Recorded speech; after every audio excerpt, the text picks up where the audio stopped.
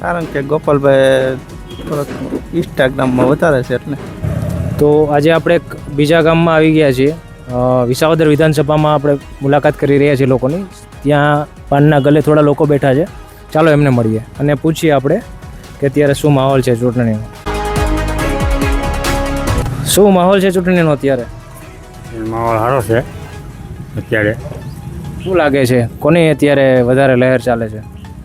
અત્યારે તો ભાજપવાળાને લાગે છે. કેમ ભાજપ?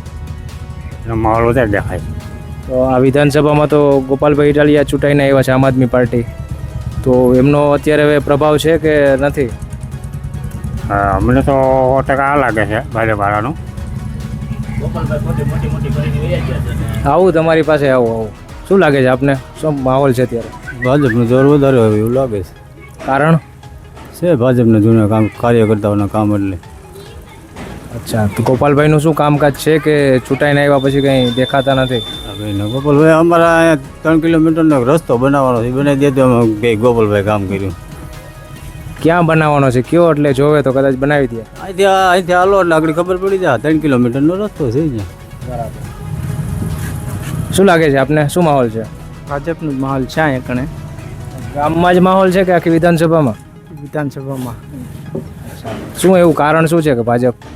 કારણ કે ગોપાલભાઈ થોડોક ઇન્સ્ટાગ્રામમાં વધારે છે એટલે. ખાલી ઓનલાઈન દેખાય છે, ગ્રાઉન્ડ ઉપર દેખાતા નથી એવું છે? હા, એવું જ છે. શું લાગે છે આપને? અમારે તો 100% એવું લાગે છે કે આજુ ખેલે બીજેપી આવશે એવું અમારા માનવા પ્રમાણે એવું લાગે છે. ગોપાલભાઈએ જ્યારે વિધાનસભા વખતે એવું કીધું હતું કે ભાઈ હું આવું કરીશ ને તેવું કરીશ, એ મહિલું કાંઈ કામ નામે થયું નથી, ઝીરો બતાવે છે. અને અત્યારે જનતા જાગૃત છે કે જનતા ઈચ્છે છે કે ભાઈ એકવાર ચાન્સ આપ્યો હતો, પણ એ મહિલો હવે ચાન્સ કોઈ જનતા આપવા માગતી નથી.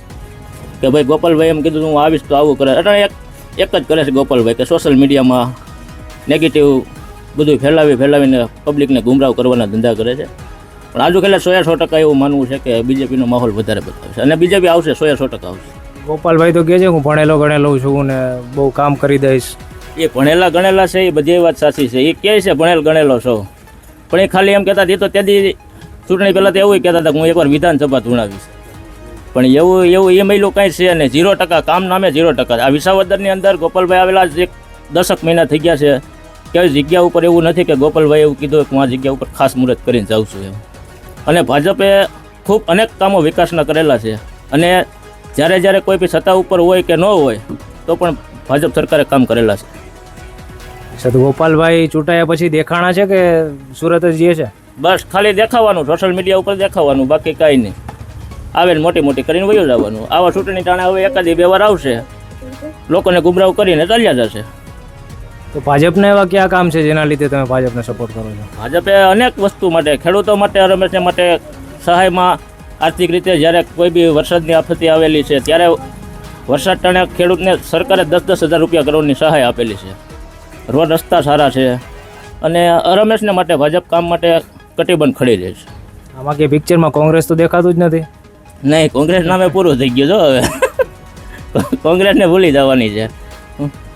અને અમારે તો આ એકને પહેલથી જ આ વિસ્તાર બીજેપી ઉપર વરેલો જ વિસ્તાર છે અને બીજેપીની રમેશને માટે આ વિસ્તાર ઉપર લીડ હોય છે.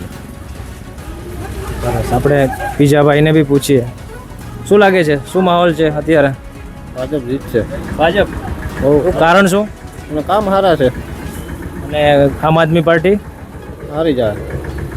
એનું કારણ ગોપાલભાઈ તો કહે છે હું ભણેલો ગણેલો છું, બહુ કામ કરું છું. આમ કર્યા તો હોવો જોઈએ ને ક્યાંક, એ કામ તો છે નહીં. ઘણા લોકો એવા કહે છે મોબાઈલ બંધ કરી દે છે, સાચી વાત છે? બધા કહે છે ફોન ઉપાડતા જ નથી કે, તો ફોનનો ઉપર કામ શું માણસ? તો તમે લોકોએ ભૂલ કરી એવું થયું વિધાનસભામાં? અમે તો શું કરીએ, અમે બીજેપીને જ ચાહીએ છીએ. અચ્છા, શું લાગે છે આપને કોનો માહોલ છે? ભાજપનો માહોલ છે. ભાજપનો?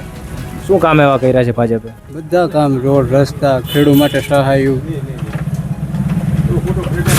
યુવાનોને કંઈ અપેક્ષા ભાજપ હોય કે ગોપાલભાઈ કંઈ યુવાનો માટે ભાજપ એવું શું કર્યું છે? કાંઈ યુવાનો માટે ઘણું કર્યું છે અત્યારે તો, પણ મને તો લાગે છે કે ભાજપ આવશે.